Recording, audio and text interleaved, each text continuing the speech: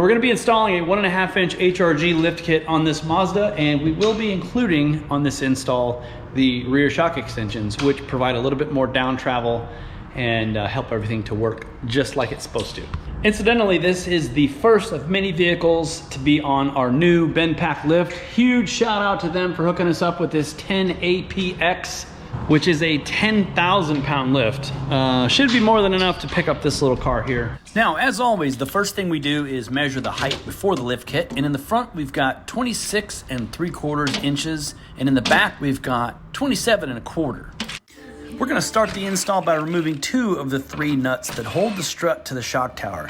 Now, this is gonna allow us to remove those easier once the car is up in the air, and leave that 1 nut in place just to keep the struts from falling out while we're working underneath.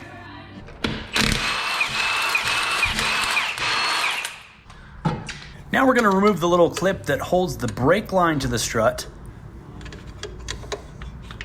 You can use a screwdriver or a pair of pliers or whatever you got handy. And then we're going to remove the ABS wiring, which has a clip on one side that you can't really access, and the plastic unfortunately is very brittle. And it did break taking it off. We will deal with that once we get this wrapped up, but just be aware of that. Now, the next thing we're gonna do is pull out the main bolts that hold the strut to the hub. It's a 19mm socket and a wrench required to do that. Just 2 bolts. It should come off pretty easy unless you got rust.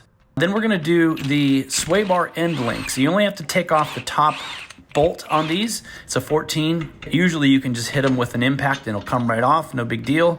So go ahead and remove those 2 bolts that hold the hub to the strut, and just be careful that you don't allow the hub to fall outward and pull that axle out of the socket. You just got to be aware of that. Next, we're going to go ahead and mount the spacers to the struts, and it's just 3 M10 nuts that are provided in the kit. You want to thread those on to the OEM studs coming off the top of the strut there. And to get these tight, it's kind of tricky because the top of the struts do spin. So you're going to take a longer wrench and attach it to one of the bolts and then wedge it against the ground so you have some leverage. That'll allow you to get those bolts good and tight. And from here, it's basically just reversing the steps of disassembly. Just place the strut back in where it was, put those nuts back on to hold it into the shock tower, and then you're going to replace those 2 main bolts on the bottom and just reconnect all your hoses and lines as they were.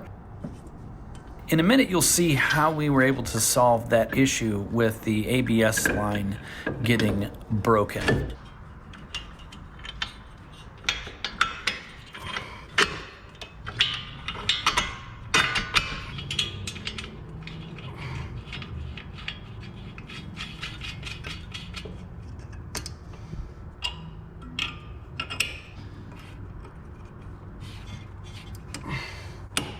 If you're stuck right here and can't get the sway bar end link to line up, it's because the sway bar is connected to the other strut, which is not lifted yet. So disconnect the sway bar from the passenger side. It will allow you to move the sway bar as needed and get that to line up.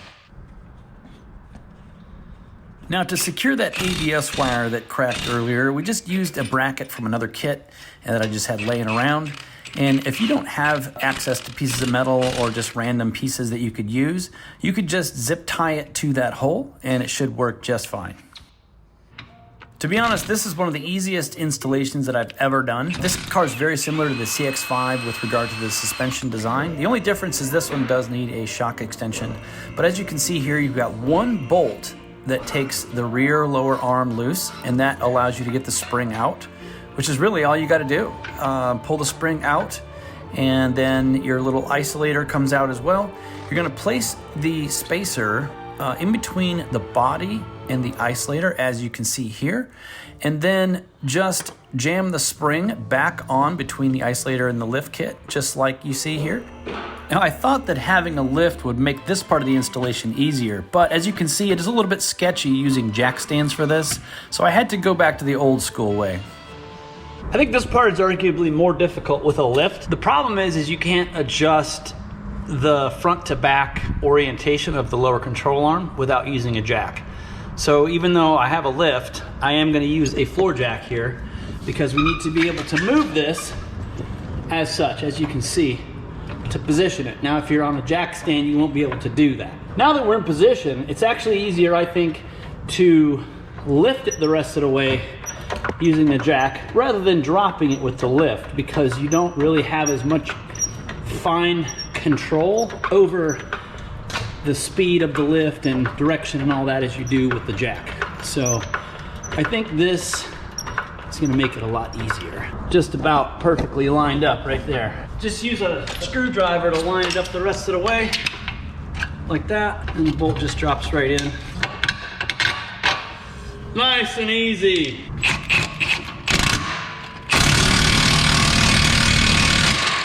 Now the next thing is going to be this shock extension here.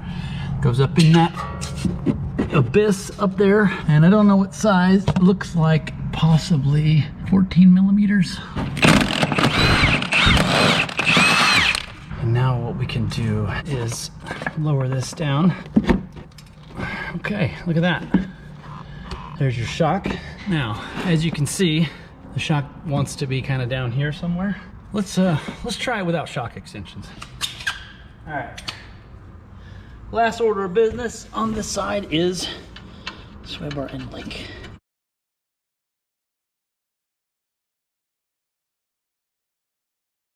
Now, if you look at it right now, just off the lift, it looks ridiculous. It's way higher than it should be in the front. Maybe not as much in the back, depending on whether the parking brake was set or not. I don't remember. But what's happening here is that the wheels, when they drop, they get a lot of positive camber. In other words, the bottom of the wheel is towards the inside of the car. And when you lower it, the tire actually grips the floor and doesn't allow it to level out like it should. My hands are filthy. What we're gonna do now is steer the wheels back and forth and let the wheels sort of settle into position, and you'll see this drop quite a bit, and then it will make more sense. Carefully get in without touching anything.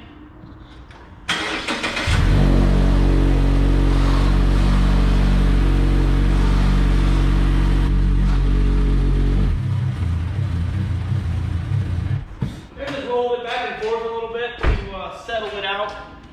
And now you can see this makes more sense. It looks a lot more level now. So that's the deal. If you drop this off the lift and it looks really high in the front or really high in the back, same thing in the back. If you have the e-brake on, the wheel, when it swings in its travel, it will want to roll, and if the e-brake is on, it won't be able to do that, and it'll look a little high. So just a few things to keep in mind. All right, let's go ahead and do our post-lift measurement. Now keep in mind this is not aligned yet, and that will affect height a little bit. So this is going to be sort of a rough guesstimation.